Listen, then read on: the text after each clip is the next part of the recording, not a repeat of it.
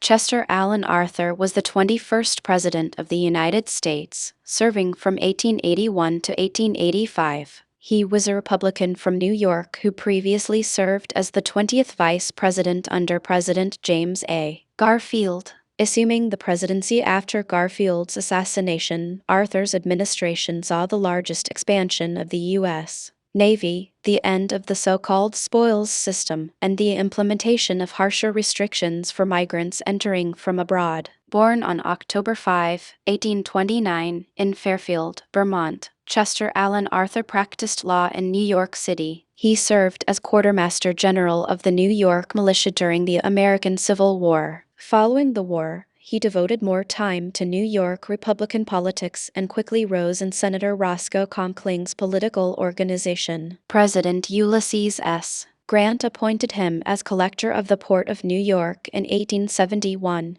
and he was an important supporter of Conkling and the stalwart faction of the Republican Party. In 1878, following bitter disputes between Conkling and President Rutherford B. Hayes over control of patronage in New York, Hayes fired Arthur as part of a plan to reform the federal patronage system. During the 1880 Republican National Convention, the extended contest between Grant, identified with the stalwarts, and James G. Blaine, the candidate of the half-breed faction, led to the compromise selection of James Garfield as the nominee for president. Republicans then nominated Arthur for vice president to balance the ticket geographically and to placate stalwarts disappointed by Grant's defeat. Garfield and Arthur won the 1880 presidential election and took office in March 1881. 4 months into his term, Garfield was shot by an assassin. He died 11 weeks later, and Arthur assumed the presidency. As president, Arthur presided over the rebirth of the U.S. Navy, but he was criticized for failing to alleviate the federal budget surplus which had been accumulating since the end of the Civil War. Arthur vetoed the first version of the 1882 Chinese Exclusion Act,